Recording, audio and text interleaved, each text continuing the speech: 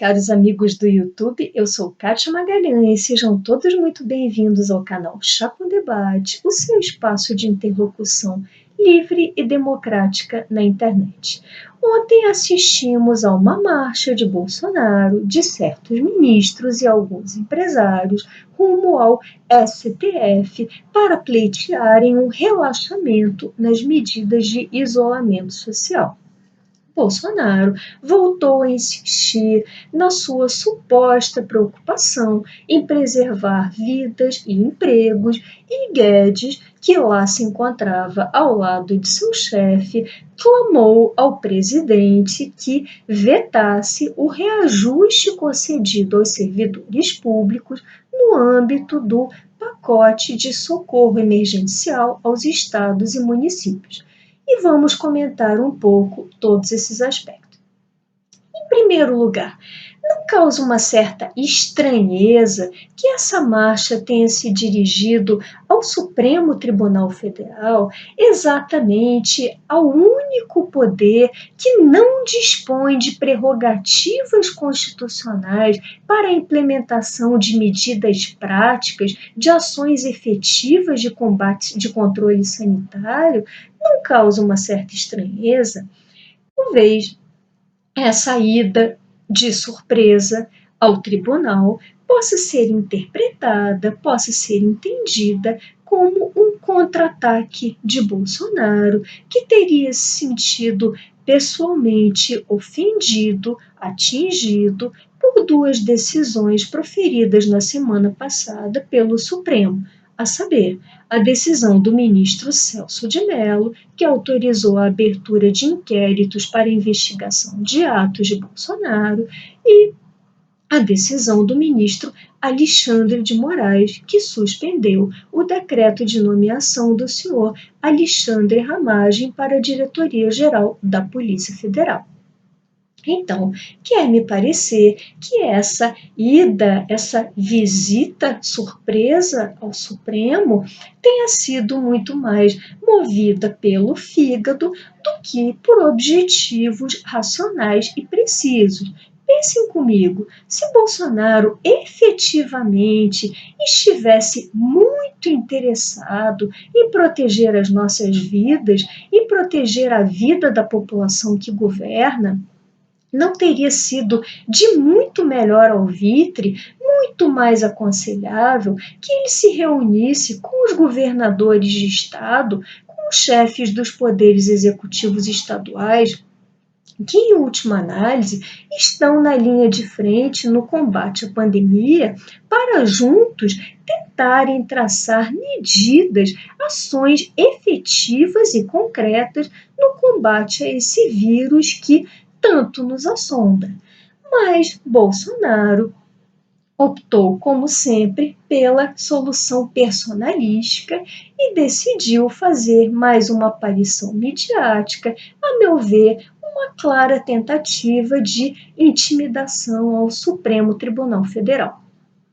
Quanto ao discurso proferido diante do tribunal, vemos que Bolsonaro retoma a suposta dicotomia vida versus economia, que parece ser uma dicotomia falsa na medida em que estudos realizados por organismos de grande renome internacional, como, por exemplo, o FMI, o Banco Mundial, atestam que quanto mais severas as medidas de isolamento social, mais rápida tende a ser a retomada da economia.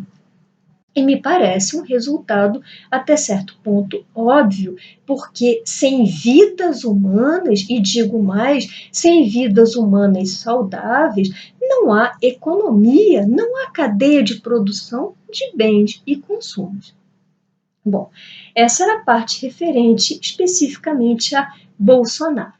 Vamos agora à fala de Guedes, que lançou mão daquela ocasião pública para dirigir-se ao seu chefe diante dos holofotes e clamar pelo veto ao aumento ou reajuste concedido a servidores públicos. Em primeiro lugar, Acho, esse é o meu ponto de vista, gostaria de ouvir vocês também a respeito, acho inapropriado que um ministro de Estado tire partido de uma ocasião midiática, de um evento público, para dirigir-se ao seu chefe e pedir a adoção de uma determinada medida.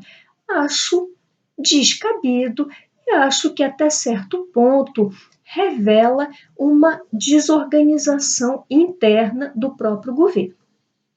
Quanto à fala de Guedes em si, chega a surpreender que alguém que se diz liberal, liberal de boa cepa, aluno da escola de Chicago, do velho professor Milton Friedman, chega a surpreender que essa figura clame pelo veto a um reajuste de servidores. E agora, não gostaria de ser mal interpretada no que vou dizer, já que vocês entenderão que não estou me referindo, obviamente, a salários ínfimos que usar e muitos a salários ínfimos percebidos no serviço público. Estou me referindo a salários bem poupudos, a benesses, a privilégios, dos quais já tratei a farta aqui neste canal. Então, me causa enorme estranheza que Guedes se insurja contra um reajuste, quando, na verdade, acredito que ele deveria ter pleiteado lá atrás, uma redução nos supersalários do funcionalismo público. Bem sabemos, e esse não é um dado meu, já foi comprovado por um estudo do Banco Mundial divulgado no ano passado, sabemos que a média dos salários do serviço público costuma ser muito superior à média dos salários percebidos pelos congêneres no mercado privado para o desempenho das mesmas funções. Então, temos no Brasil uma situação muito iníqua, temos o que eu costumo chamar de dois Brasis. De um lado, um Brasil da classe política e da altíssima casta do funcionalismo público, com seus altos salários, benesses, penduricalhos, etc.